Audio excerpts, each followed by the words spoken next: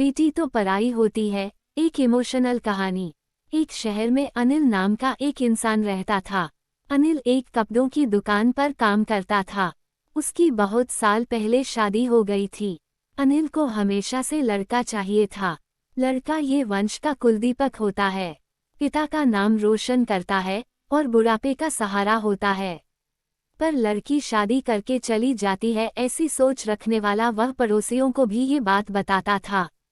शादी के कुछ साल बाद उसे 2 लड़के हुए। बड़े बेटे का नाम करण और छोटे बेटे का नाम किशन रखा। बाद में कुछ सालों बाद उसकी पत्नी का निधन हो गया। उसके बाद उसने उन दोनों बेटों का ख्याल रखा। समय बिता और उसके दोनों बेटे बड़े हो गए और अब दोनों बेटे नौकरी कर रहे थे। दोनों की शादी भी हो गई। शादी होने के बाद भी वह सब एक साथ ही रहते थे।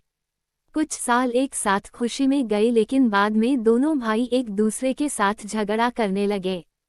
दोनों बहुओं में छोटी छोटी बातों पर मतभेद होने लगी। ये सब देखकर अनिल को बहुत बुरा लगता था। अब दोनों ने अलग रहने का निर्णय लिया और वह अलग हो गए। फिर पिताजी का ख्याल कौन रखेगा, ऐसा सवाल निर्माण हुआ। दोनों बेटे एक एक महीना संभालेंगे, ऐसा तय किया। अनिल एक बेटे के साथ 1 महीने के लिए रहने लगा, फिर दूसरे बेटे के पास 1 महीना, ऐसा उसका बंटवारा हुआ। पर जैसे जैसे वक्त बीतता गया वैसे वैसे बहुओं और बेटों में अनिल को लेकर झगड़ा होने लगा। दोनों बेटों के घर में झगड़े का कारण अनिल रहने लगा। ये बात अनिल को अच्छे से समझ आई थी। अब अनिल को पुरानी यादें याद आने लगी थी। उसने जिंदगी में कितनी बड़ी गलती की थी, यह उसे अब समझ में आ रही थी। पर अब इसका क्या फायदा। आखिर दोनों बेटों ने पिताजी को वृद्धाश्रम भेजने का निर्णय लिया। एक दिन दोनों ही पिताजी को लेकर वृद्धाश्रम में गए। वहां जाने पर सभी औपचारिकता पूरी करके पिताजी को मिलकर वह दोनों अपने अपने घर वापस चले गए। बेटे घर जाने के बाद अनिल बहुत रोने लगा। उसके बाद वृद्धाश्रम में के कई लोगों ने उसे समझाया, पर वह बहुत दुखी हो गया था। अनिल को वृद्धा आश्रम में आकर 8 to 10 दिन हो गए थे। वह किसी से भी बातचीत नहीं करता था और एक पेड़ के नीचे बैठकर विचार में मग्न रहता था। वहां के लोग उसे पूछते थे, पर उसने किसी को भी कुछ नहीं बताया। कुछ दिनों में वह एक व्यक्ति से थोड़ा बहुत बोलने लगा। बाद में दोनों की अच्छी दोस्ती हो गई। एक दिन वह दोनों बैठे थे, तब वह व्यक्ति अनिल को अपनी कहानी बताने लगा। वह बोला कि मुझे एक ही बेटा है। वह मेरे साथ छोटी छोटी बातों पर झगड़ा करता था। इस बात को मैं बहुत ऊब गया था। उस वजह से मैंने वृद्धा आश्रम में रहने का निर्णय लिया। मुझे कभी कभी लगता था कि मुझे बेटे के साथ एक बेटी भी होती तो कितना अच्छा होता। कदाचित आज वह मेरे बुढ़ापे की लाठी बन सकती। उसका बोलना सुनकर अनिल और ज्यादा दुखी होगा और वह बहुत गहरे विचारों में खो गया। अनिल को दुखी अवस्था में देखकर उसके दोस्त ने इंसान ने पूछा, आप क्या सोच रहे हो? आपके सामने देखो, उस दिखने वाले 2 व्यक्तियों में से एक हमारे वृद्धाश्रम के मालिक है। उनका नाम कैलाश सेठ और दूसरी उनकी बेटी है, उसका नाम आराध्या है। वृद्धा आश्रम का सारा काम उनकी बेटी संभालती है।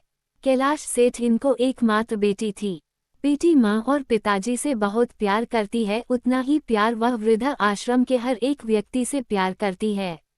अनिल सिर्फ उसकी तरफ देखते ही रह गया और उसका मन और भी ज्यादा दुखी होने लगा। रात होने लगी थी। हर एक वृद्धा अपने अपने रूम में जाने लगे। अनिल भी उसके रूम में जाता है। रात का खाना जल्दी खाकर सब लोग सो जाते हैं। अनिल को उसका भूतकाल याद आता है। अनिल की शादी होने के बाद उसे पहली बेटी हुई थी। उस वक्त उसे बहुत गुस्सा आया था। पत्नी के मना करने के बाद भी गुस्से में उसने बेटी को उठाया और दूर जाकर उसे वहां छोड़ आया। पर अब पश्चाताप करने के सिवाय रास्ता भी नहीं था। अनिल को रात भर नींद नहीं आई। दूसरे दिन वृद्धा आश्रम में एक छोटा सा प्रोग्राम था। हर एक जन जल्दी उठता है और अपने अपने काम में लग जाते हैं। दोपहर को सब लोग हॉल में एकत्रित हुए। कैलाश सेठ और आराध्या भी आए हैं वहां पर।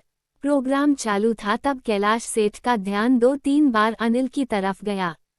अनिल उनको बहुत उदास बैठा हुआ दिखा। उनको लगता है कि शायद उसकी तबीयत अच्छी नहीं होगी। प्रोग्राम खत्म होने के बाद वह अनिल से बात करने के लिए उनके पास जाते हैं। वह अनिल को दुखी होने का कारण पूछते हैं। तभी अनिल बहुत रोने लगता है और थोड़ी देर बाद वह अपनी पूरी कहानी उनको बताता है कि मुझे भी पहली बेटी हुई थी, पर मुझे बेटी नहीं चाहिए थी, इसलिए मैं गुस्से में आकर उसे छोड़कर आया। आज जब मैंने आपको आपकी बेटी के साथ देखा तो तभी मुझे समझ आया कि बेटी कितना प्यार करती है। मेरी बेटी भी मेरे साथ होती तो मुझे यहाँ वृद्ध आश्रम में रहना नहीं पड़ता। मेरे दोनों बेटों ने मुझे दुख के सिवा कुछ भी नहीं दिया। मैंने किए हुए पापों की सजा आज मैं भुगत रहा हूँ। अनिल की सब बातें सुनकर कैलाश सेठ को मन में बहुत दुख हो रहा था। दुखी होकर वो अनिल को बोलते हैं कि यह मेरी बेटी नहीं है, मुझे ये नदी किनारे मिली थी। मैं उसे घर ले आया और बहुत प्यार से बड़ा किया। मैं और मेरी पत्नी उससे बहुत प्यार करते हैं और वह हम दोनों से भी उतना ही प्यार करती है। पूरी कहानी सुनने के बाद अनिल बोलता है कि मैंने मेरी बेटी को भी नदी के किनारे मंदिर के पास छोड़ा था। ये सुनकर कैलाश सेठ को थोड़ा गुस्सा आया और वह वहां से निकलने ही वाले थे। तभी उसी वक्त वह अनिल को पूछते हैं, आपकी बेटी का बर्थ मार्क वगैरह आप बता सकते हो क्या? अनिल ने तुरंत जवाब दिया, हाँ बता सकता हूँ। उसके बाएं हाथ पर और पैर पर एक एक उंगली ज्यादा थी। ये जवाब सुनकर कैलाश सेठ को विश्वास होता है कि आराध्या उसी की ही बेटी है। ये सब सुनकर कैलाश सेठ वहां से चला जाता है।